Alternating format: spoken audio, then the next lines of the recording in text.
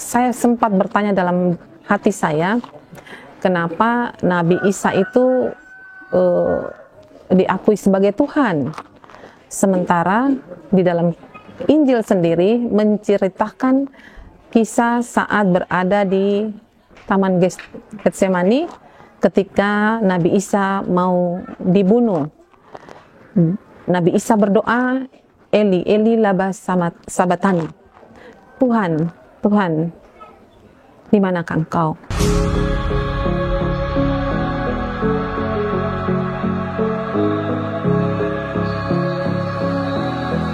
Bismillahirrahmanirrahim. Assalamualaikum warahmatullahi wabarakatuh.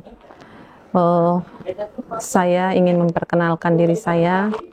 Nama Nur Yosefina Rambunipa, asal Flores Timur, tepatnya Nusa Tenggara Timur, yang hari ini alhamdulillah sebagai seorang muslim yang tadinya pada umur 18 tahun saya beragama Katolik. Saya dilahirkan dari keluarga yang cukup fanatik. Saya disekolahkan dari tingkat TK sampai ke tingkat SMA pada pendidikan Katolik, dan hidayah itu saya dapat ketika saya berada pada tingkat SMA di Jogja. Ketika itu saya hanya dengan membaca buku, sebuah buku di mana pada sampulnya bergambar masjid dan gereja. Saya menjadi tertarik karena apa?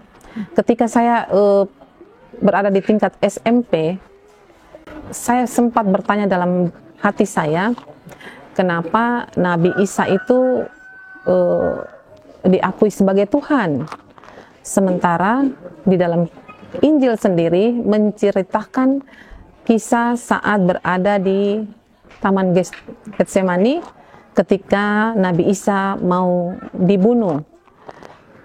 Nabi Isa berdoa, Eli, Eli lama sabatani. Tuhan, Tuhan, di manakah Engkau? Saya kembali berpikir, kalau Nabi Isa itu Tuhan, kenapa dia berdoa kepada Tuhan lagi? Ketika itu saya masih beragama Katolik.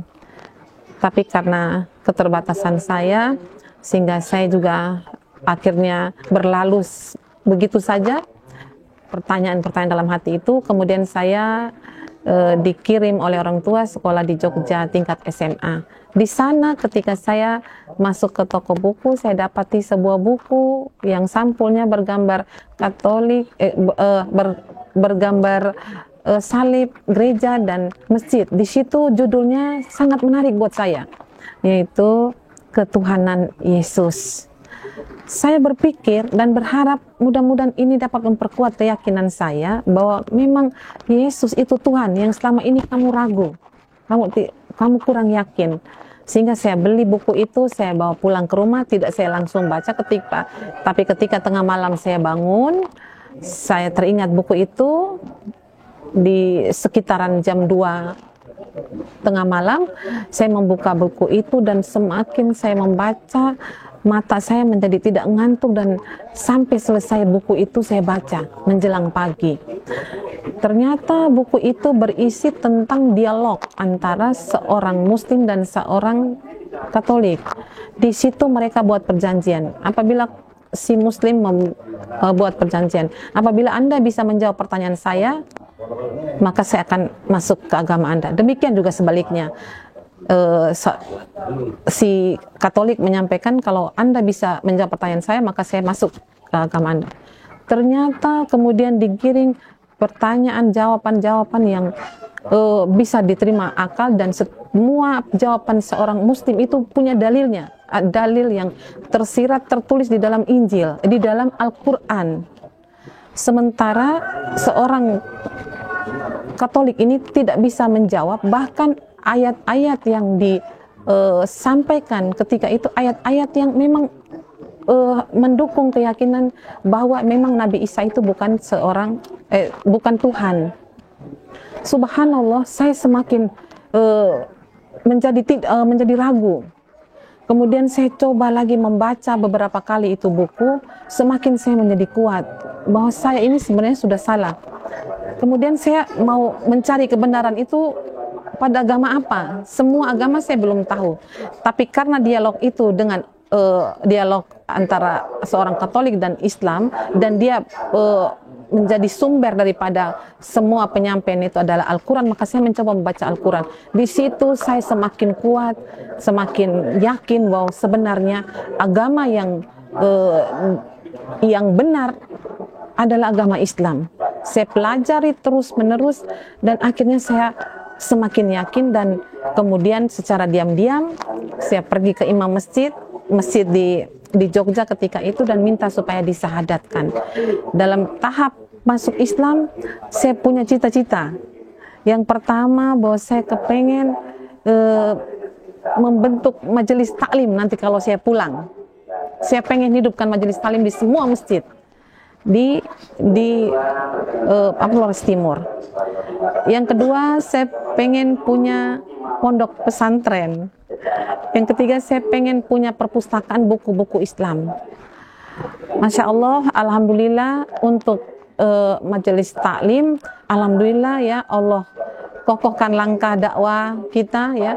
Kita kunjung ke semua masjid-masjid ketika itu tahun 2000 ya, setelah nikah tahun 1994, kemudian tahun 2000 saya mulai turun dari masjid ke masjid bentuk majelis taklim. Ada yang sudah terbentuk tapi tidak aktif, dan kemudian melakukan kegiatan sepanjang, ada kegiatan bulanan, ada kegiatan mingguan yang saya buat di tingkat kabupaten itu secara mingguan, hampir setiap minggu 4 kali kegiatan. Itu tadabur, ada pengajian Tali Masturat, itu lebih dikhususkan tentang mujakara sunnah. Kemudian ada pengajian tablik akbar bulanan, bergilir dari masjid ke masjid, dan itu program dari BKMT secara keseluruhan, tablik akbar secara keseluruhan. Tadabur dibuat pagi dan sore, di hari Minggu pagi. Jadi satu minggu itu berjalan 4 kali pengajian rutin. Di samping ada permintaan-permintaan dari rumah ke rumah untuk yasinan. Dan untuk lihat kegiatan keluar itu setiap minggu kita lakukan. Alhamdulillah, keprihatinan kami selama ini bahwa kita umat Islam jauh daripada Al-Quran. Itu jelas. Kami dalam perjalanan sebelum adanya Badan Wakaf Al-Quran ini mulai terus makin meningkat pembagian Al-Qurannya. Hampir banyak rumah-rumah yang tidak punya Al-Quran. Jangankan di pelosok-pelosok, di kota saja ketika kami buat pengajian yasinan, ketika ditanya minta Al-Qurannya, di rumah itu tidak ada Al-Quran. Padahal rumah itu begitu mewah,